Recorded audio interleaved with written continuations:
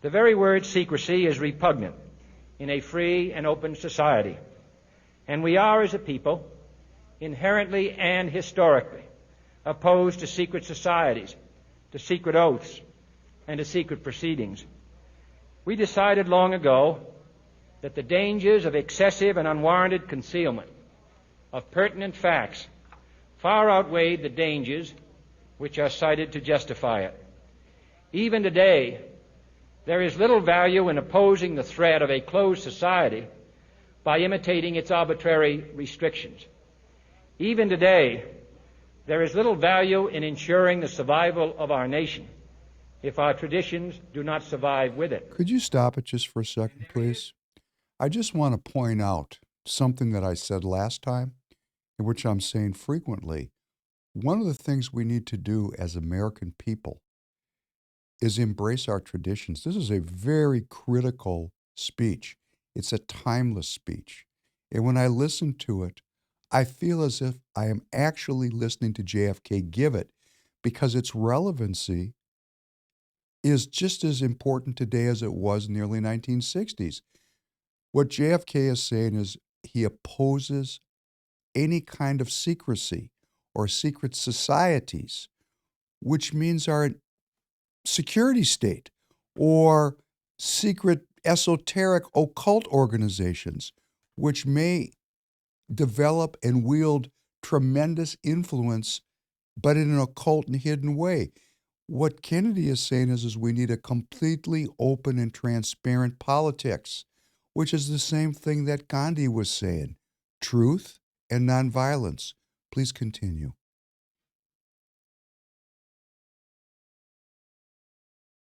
Very grave danger that an announced need for increased security will be seized upon by those anxious to expand its meaning to the very limits of official censorship and concealment. Patriot I do not Act. intend to permit to the extent that it's in my control. Just stop it 1 second, please. I'm so sorry. I didn't mean to stumble over this beautiful speech. But he's warning the American people that crises will be used to justify the progressive curtailment of our freedoms.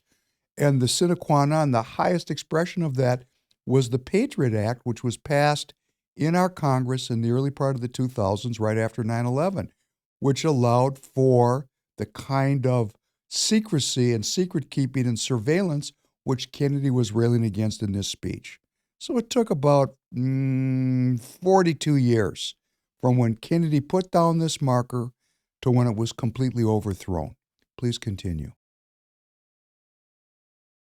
And no official of my administration, whether his rank is high or low, civilian or military, should interpret my words here tonight as an excuse to censor the news, to stifle dissent, to cover up our mistakes, or to withhold from the press and the public the facts they deserve to know.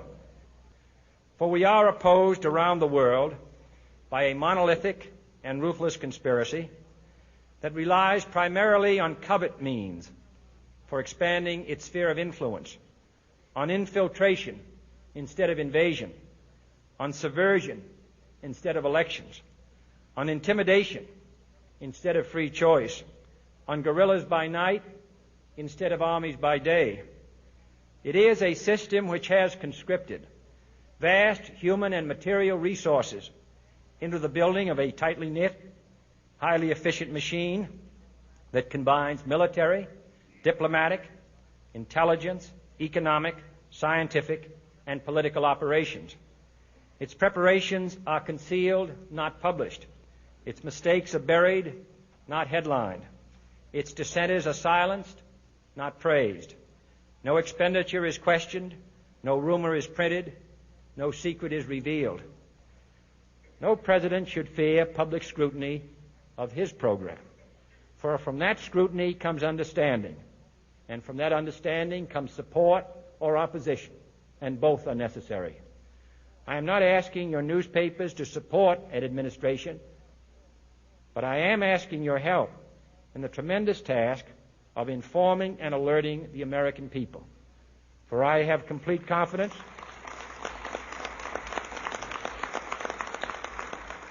in the response and dedication of our citizens whenever they are fully informed. I not only could not stifle controversy among your readers, I welcome it. This administration intends to be candid about its errors. For as a wise man once said, an error doesn't become a mistake until you refuse to correct it. We intend to accept full responsibility for our errors, and we expect you to point them out when we miss them. Without debate, without criticism, no administration and no country can succeed, and no republic can survive. That is why the Athenian lawmaker Solon decreed it a crime for any citizen to shrink from controversy.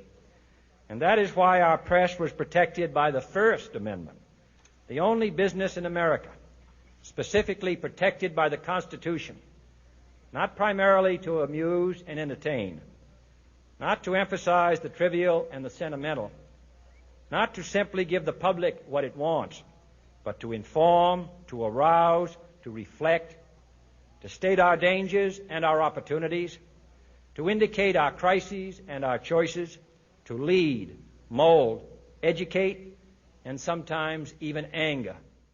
This version tracks the limousine and maintains President Kennedy and Governor Connally at center frame. This version is only in slow motion.